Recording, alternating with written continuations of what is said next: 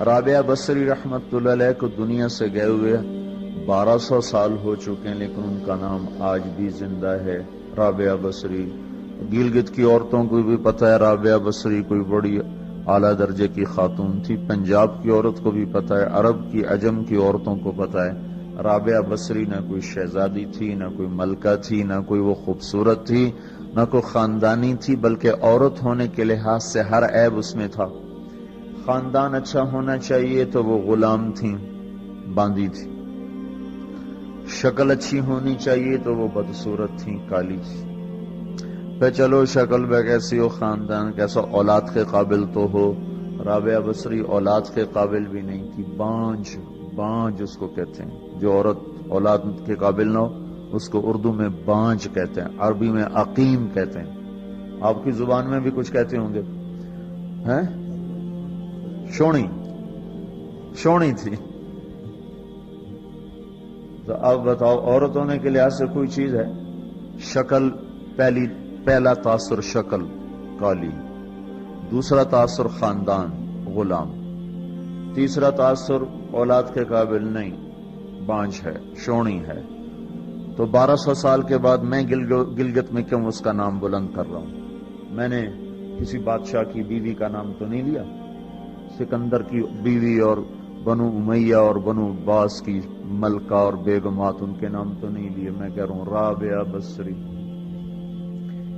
ان کی عادت یہ تھی، وہ روزانہ عشاء کی نماز کے بعد غسل کر کے کپڑے بدل کے اپنے خاوند سے پوچھتی آپ کو میری ضرورت ہے؟ اگر وہ کہتے کوئی نہیں ہے تو پھر پوچھتی مجھے اجازت ہے؟ کہتے اجازت ہے تو پھر مصلے پہ کھڑی ہو جاتی ہے اور فجر کی نماز تک مصلے پر کھڑی رہتی تھی۔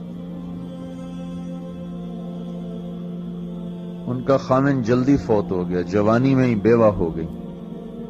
تو حسن بصری بصرہ کے امام، کیا سارے مسلمانوں کے امام تھے، وہ خود آئے، خود چل کے آئے کہ میں آپ سے شادی کرنا چاہتا ہوں۔ وہ کوئی شادی کا شوق نہیں تھا ان کو، وہ تو اولاد کے قابل نہیں، شکل صرف ان کی نیکی اور ان کا جو اللہ سے تعلق تھا، ان کو یہ لالچ ہوا کہ یہ میری بیوی ہو جائے تو اس کی طفیل شاید میری بخشش ہو جائے۔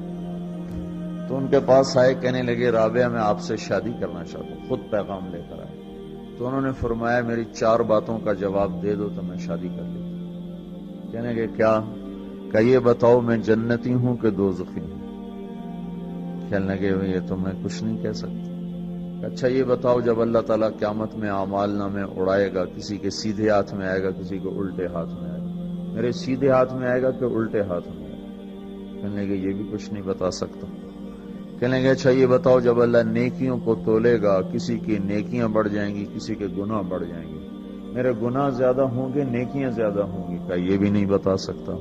کہ اچھا یہ بتاؤ جب لوگ پل صراط سے گزریں گے، کوئی پار نکل جائیں گے، کوئی نیچے گر جائیں گے، تو میں پار نکلوں گی کہ دوزخ میں گروں گی؟ کہنے لگے یہ بھی میں نہیں بتا سکتا۔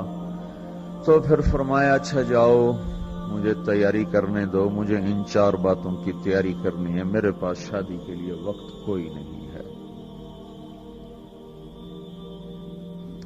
ایک دن اٹھی،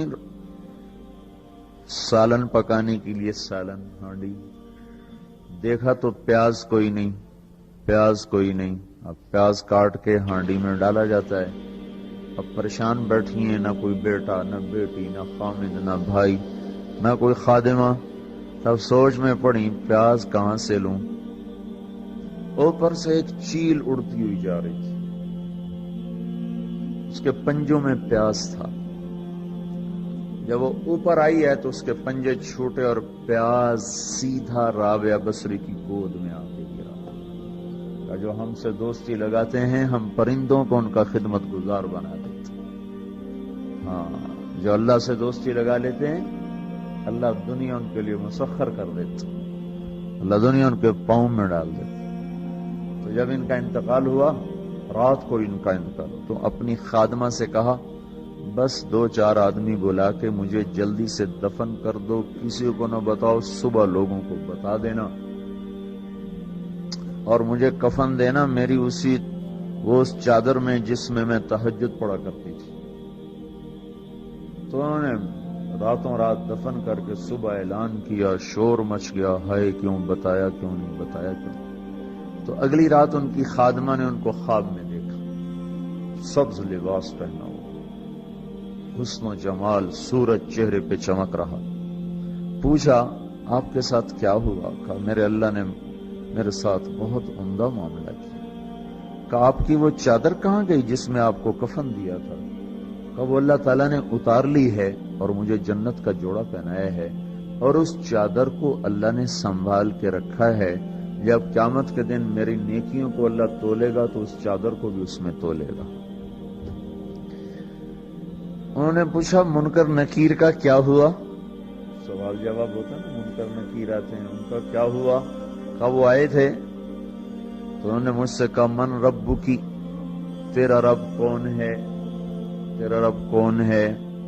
تو میں نے منکر نکیر سے کہا جس اللہ کو 40 سال نہیں بھلایا اس کو 4 ہاتھ زمین کے نیچے آ کر میں بھول جاؤں گی۔ یہ نہیں کہا ربی اللہ ہے، بلکہ ان کو یوں کہا کہ جس رب کو 40 سال میں نہ بھلا سکی اس کو 4 ہاتھ زمین کے نیچے آ کر میں بھول جاؤں گی۔ تو منکر نکیر نے کہا اس کا آگے کیا حساب لینا، چلو بھائی واپس چلو، چلو بھائی واپس چلو۔ یہ بات آپ نے حضرت عمر سے فرمائی تھی، عمر وہ کیا دن ہوگا جب تو قبر میں ہوگا اور منکر نکیر آئیں گے زمین کو چیرتے ہوئے، اور ان کے ہاتھ میں ہتھوڑا ہوگا، ساری دنیا کے انسان جن اٹھانا چاہیں تو اٹھا نہیں سکیں گے، اور ان کی آواز میں بجلی کی کڑک ہوگی، اور وہ زمین کو چیرتے ہوئے آئیں گے، ان کے دانت لمبے ہوں گے، تو وہ آ کر تم سے سوال کریں گے من ربک ما دینک من نبیک۔ تو حضرت عمر کہنے لگے یا رسول اللہ میرے ہوش ٹھیک ہوں گے؟ جیسے میں اب بیٹھا ہوں میں ایسے ہوں گا؟ تو ہمارے نبی نے فرمایا ہاں تو ایسے ہی ہوگا جیسے تو اب بیٹھا ہوا ہے۔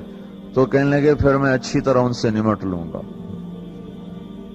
تو جبریل آئے، کہنے لگے یا رسول اللہ ہم دیکھ رہے ہیں آگے کہ عمر کو جب قبر میں ڈالا جائے گا اور آ کر منکر نکیر ان سے سوال کریں کہ مر ربک، تو یہ کہیں گے ربی اللہ فمن ربکما، میرا رب تو اللہ ہے، تم بتاؤ تمہارا رب کون ہے؟